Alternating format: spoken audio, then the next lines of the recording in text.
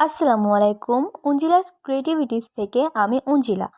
আজকে রুটি পরোটার সঙ্গে খাওয়ার জন্য একটি হেলদি তরকারি রেসিপি শেয়ার করছি। তো শুরুতেই আমাদের কিছু কিউব করে কেটে রাখা সবজি লাগছে। প্রথমে কুশি, সিম, বাঁধাকপি, লাউ, গাজর, পেঁপে, বরবটি, কুমড়া ও ফুলকপি। তো আমি সবজিগুলো সঙ্গে একটু আলু কেটে নিয়েছি।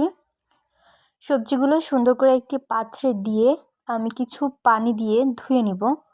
ভালোভাবে অন্ততপক্ষে 4 থেকে 5 বার সবজিগুলো ভালোভাবে ধুয়ে নিতে হবে, যেন সবজিতে কোনো রকম কোনো ময়লা না থাকে, এদিকে ভালো করে খেয়াল রাখতে হবে। আর এই সবজি কাটার মধ্যেও সবজির স্বাদ কিন্তু অনেকটাই আসে। সো সবজিটা অবশ্যই এভাবে কিউব করে আমাদেরকে কেটে নিতে হবে। তো আমি শুরুতেই একটি কড়াইতে সবজিগুলো দিয়ে দিয়েছি। অবশ্যই চুলাটা অন করে দিতে হবে। তো সবজিগুলো সব দেওয়ার পর আমি কিছুটা পানি অ্যাড করছি, যেন সবজিগুলো ভালোভাবে সিদ্ধ হয়ে যায়। তারপর একটা ঢাকুন দিয়ে ঢেকে দিচ্ছি। তো আমি কিছু ইনগ্রিডিয়েন্টস অ্যাড করতে ভুলে গিয়েছিলাম। সেগুলো হচ্ছে একটু লবণ, অল্প একটু পেঁয়াজ কুচি আর অল্প সামান্য একটু রসুন কুচি। তো এ পর্যায়ে আমি ঢাকা দিয়ে ঢেকে দেওয়ার পর কিছুক্ষণ পর যখন বলক চলে এলো, তখন আমি এতে কাঁচামরিচ অ্যাড করে দিব, কিছু ফালি করে রাখা কাঁচামরিচ।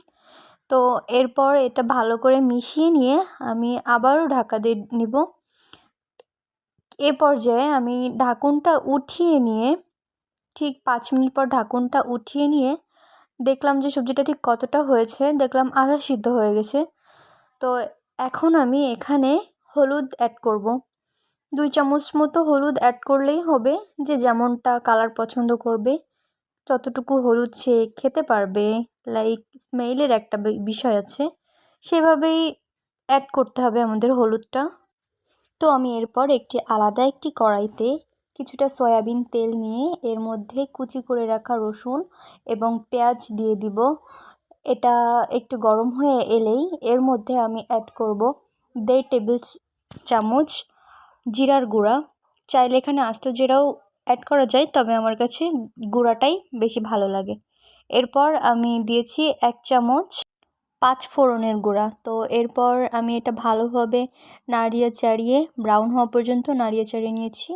তো তারপর আমি আমার সবজির কড়াইটাতে আবারও ফিরে এলাম, যেখানে সেই ভেজে রাখা পেঁয়াজ, রসুন ও 5 ফোড়ন জিরার গুঁড়ার যে পেঁয়াজ রসুন ভাজাটা ছিল সেটা আমি ঢেলে দিলাম তেলসহ, লাইক বাগার দেওয়ার মতো।